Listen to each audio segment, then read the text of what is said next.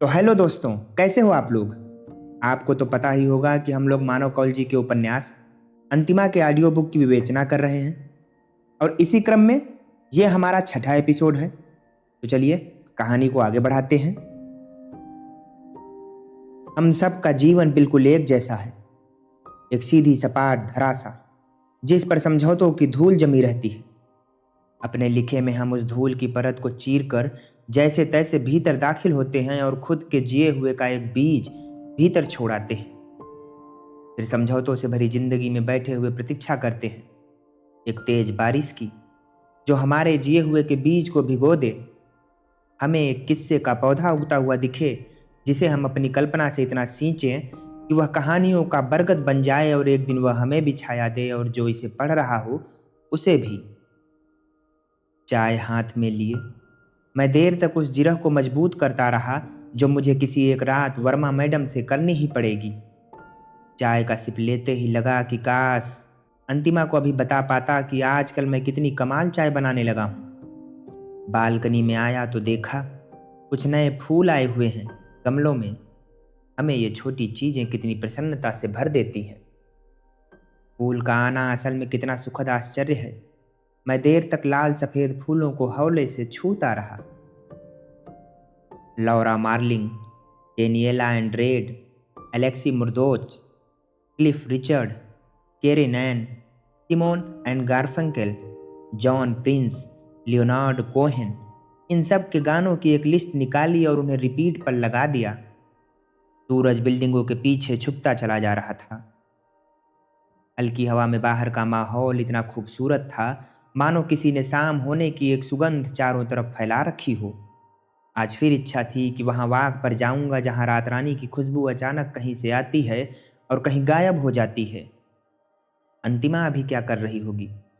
अभी उससे मिलने की बहुत ज़्यादा इच्छा हो रही है।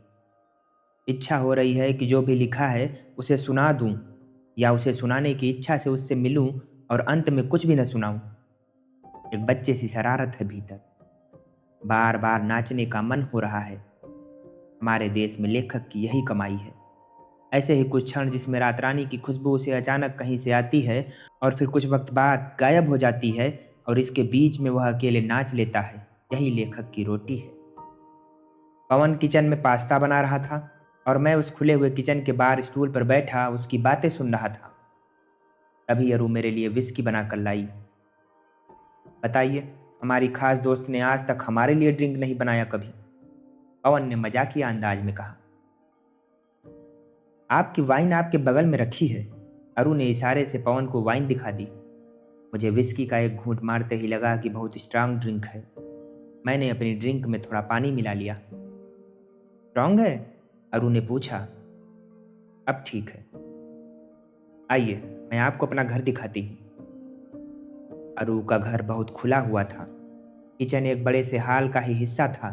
एक तरफ बड़ी सी खिड़की थी और दूसरी तरफ दरवाजा था जिससे छत पर जाया जा सकता था। अरू के घर में छत थी जिसमें झूला लगा हुआ था। मुंबई में खुद का टेरेस बहुत कम लोगों के पास होता है। पीछे की तरफ 2 बेडरूम थे जिसे मैंने सरसरी नज़र से देखा और एक अच्छे मेहमान की तरह हर जगह की तारीफ करता चला। आपका टेरेस तो काफ़ी ज़्यादा खूबसूरत है, मैंने वापस अपने बार स्टूल पर बैठते हुए कहा। तुम्हें क्या लगता है कि मैंने इनसे इतनी दोस्ती क्यों बढ़ा रखी है? पवन ने कहा। और अगर पास्ता अच्छा नहीं बना तो हमारी दोस्ती दांव पर भी लग सकती है, अरू ने कहा। इस बात पर पवन ने दोस्ती और प्रेम के ऊपर कुछ मजाकिया शेर कहे जिस पर मैं दाद देता रहा।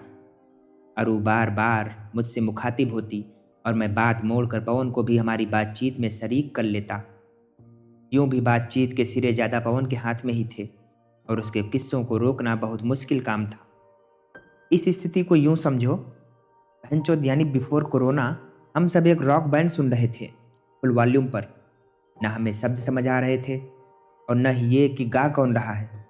बस धम धम धम धम कुछ हो रहा है जिस पर हम सबको नाचने और एंजॉय करने को कहा गया है। पूरी दुनिया इस हैप्पीनेस और सक्सेस के मंत्र का जाप करती हुई एक ट्रांस में थी। तभी इस पेंडेमिक ने आकर पॉज बटन दबा दिया। अब हम सब बौराने लगे। हमने इतना साइलेंस कभी महसूस ही नहीं किया था। अब नेचर नाच रहा है और हम घरों में बंद। नेचर को कैसे वापस उसके घुटनों पर ले आएं, ये प्लान बना रहे हैं। पवन की इस थ्योरी पर मैं हंसा, पर अरु ने कहा, यह गलत है। हर आदमी अपनी क्षमता से अच्छा जीने की कोशिश करता है। हम इस तरह सारे लोगों को जज नहीं कर सकते हैं। मैं अगले पैग पर था। मुझे बहुत दिनों बाद एकदम से हल्का महसूस हुआ। कुछ देर के लिए मैं यह भी भूल गया कि हम किस तरह के दौर से गुजर रहे हैं। पवन और अरु की बहस से मैं दूर था, पर मुझे उनकी बातों में बहुत आनंद भी आ रहा था। तभी मुझे लगा कि अरु के बेडरूम में कुछ हरकत हुई। उसके बेडरूम का दरवाज़ा आधा खुला हुआ था।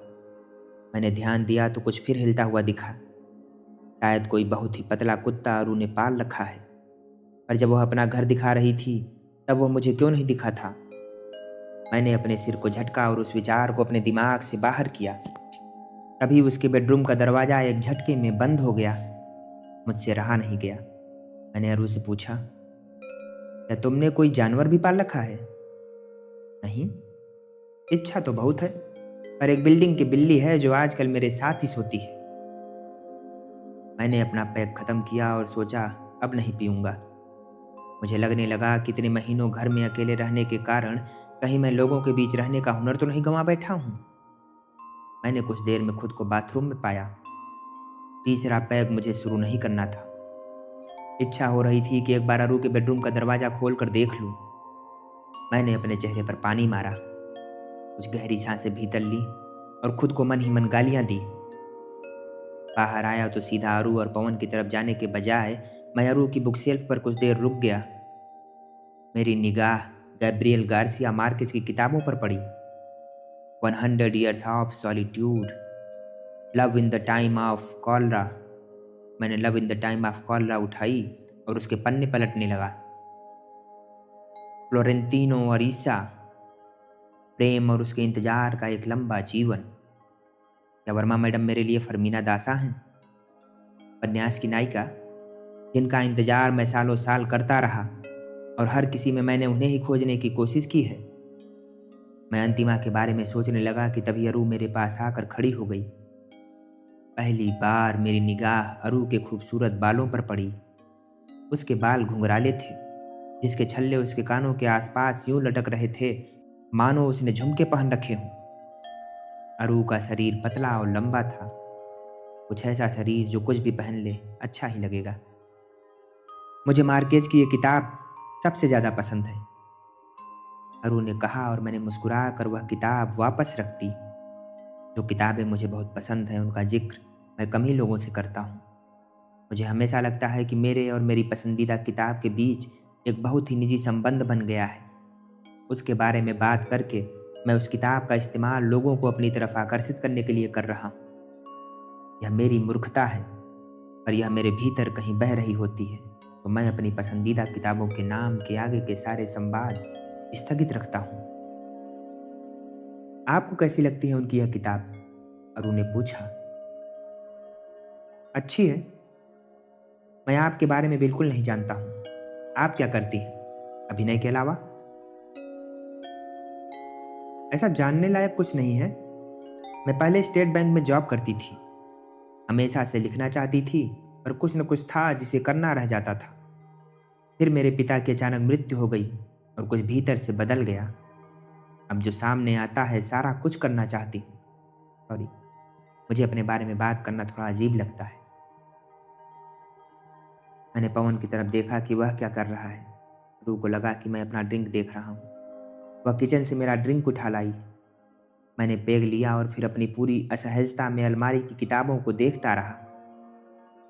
मेरे पास कहने को कुछ भी नहीं था। तभी अरु ने मेरी किताबों की तरफ इशारा किया जो मार्केज की किताबों के ठीक बाद रखी हुई थी।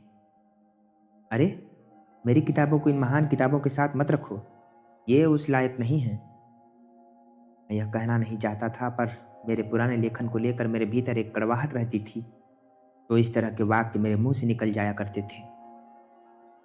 आप ऐसा क्यों कहते हैं? मेरी कुछ बहुत पसंदीदा किताबों में से हैं आपकी ये दोनों किताबें, और यह देखिए आपने क्या लिखा है। अरु ने किताब उठाई और मुझे दिखाया। मुझे यकीन नहीं हुआ कि मैंने सच में यही लिखा था। मैंने अरु को यूं देखा मानो कह रहा हूं कि इस बात के लिए मैं माफ़ी भी नहीं मांग सकता। उसने मुझे कलम दिया और मैंने अपने लिखे झूठ को काट कर लिखा, अपने झूठ को काट दिया है। धन्यवाद आपका। इससे पहले कि अरु देख पाए मैंने क्या लिखा है, मैंने किताब को बंद करके बुक शेल्फ में वापस रख दिया। क्या खिचड़ी पक रही है दोनों की? पवन ने किचन में से आवाज लगाई। तुम्हारा पास्ता पक गया कि नहीं? अरुण ने तपाक से जवाब दिया।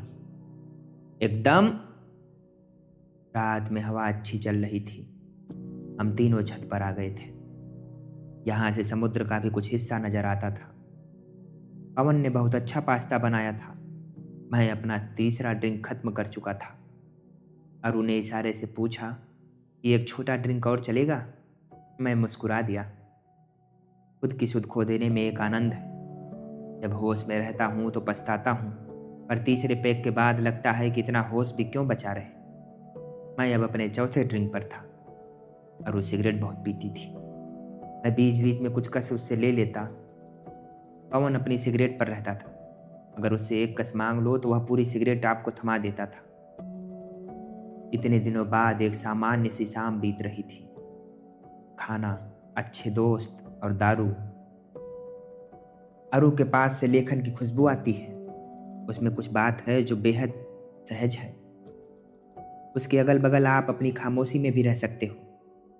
पवन छत के झूले पर पसरा हुआ पड़ा था। मैं खिसकते हुए अरु के पास आकर बैठ गया। अरु एक अच्छी होस्ट की तरह बार बार सबसे पूछती रहती कि कुछ चाहिए तो नहीं। आपको पता है कि अरु कितनी कमाल की कविताएं लिखती हैं?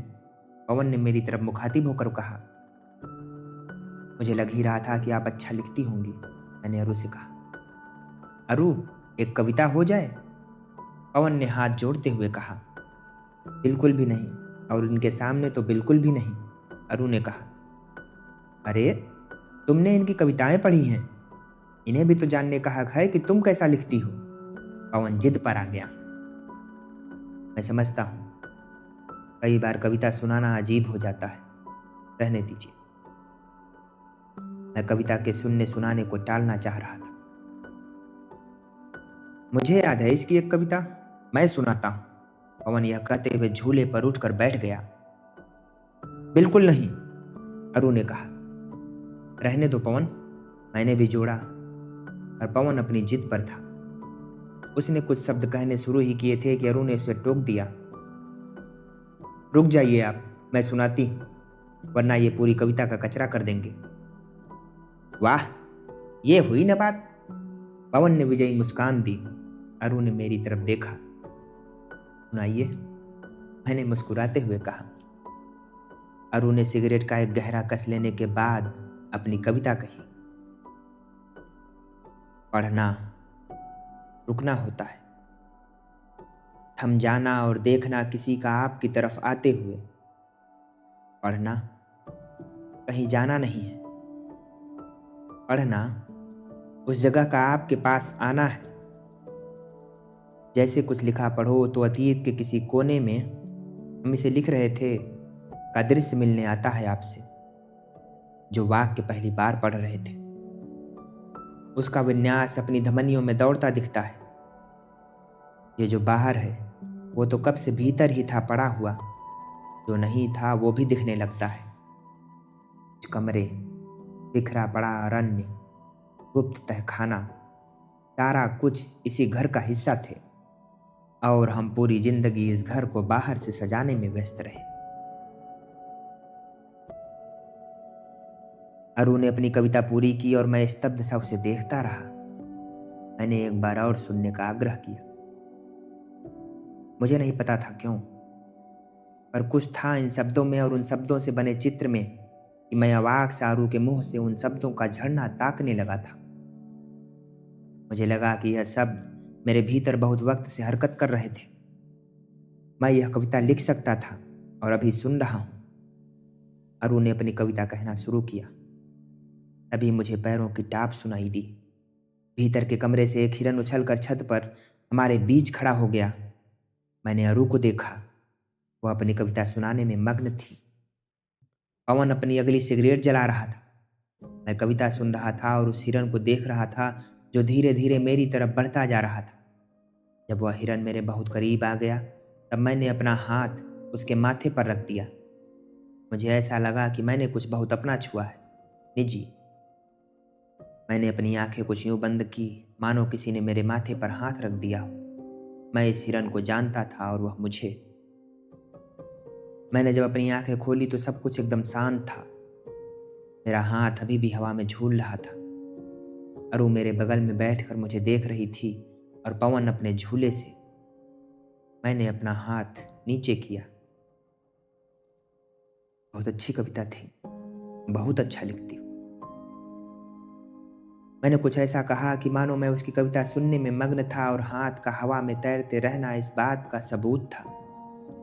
अपने आखिरी पैग को मैंने एक झटके में खत्म किया और दोनों से विदा कहा। पवन बहुत नशे में था। उसकी झूले से उठने की हिम्मत नहीं थी, पर वह वहीं से मुझे रोकने की कोशिश करने लगा। अरु ने ज्यादा कुछ नहीं कहा। वह मुझे दरवाजे तक छोड़ने आई। मैंने लिफ्ट का बटन दबाया और हम दोनों लिफ्ट के आने का इंतजार करने लगे। यह वक्त बहुत अजीब होता है। आपको कविता सच में अच्छी लगी? अरु ने उस असहजता को तोड़ा। हाँ, सच में बहुत अच्छी थी। अब तो आपने घर देख ही लिया है। यहाँ शामें बहुत कमाल होती है। अगर कभी कॉफ़ी पीने का मन करे तो बेझिझक आ जाइएगा। बिल्कुल। लिफ्ट में घुसते ही मैंने जल्दी से बटन दबाया और लिफ्ट 6वें माले से नीचे की तरफ चल दी। मैं अरु के उजाले को छूटता हुआ देख सकता था। मैं अपने गहरे अंधेरे में धंसता जा रहा था। शून्य पर पहुंचते ही मैंने लिफ्ट का दरवाजा खोला और अपने घर की तरफ लड़खड़ाते हुए चलने लगा। दोस्तों, फिलहाल इस कहानी को अभी यहीं तक रखते हैं। आशा करता हूँ कहानी आपको रोमांचक लग रही होगी, क्योंकि मुझे ये काफ़ी अच्छी लग रही है। तो आशा करता हूँ कि आपको भी पसंद आ रही है। और अगर पसंद आ रही है तो प्लीज़ लाइक करो, सपोर्ट करो। आपके सहयोग की आकांक्षा है।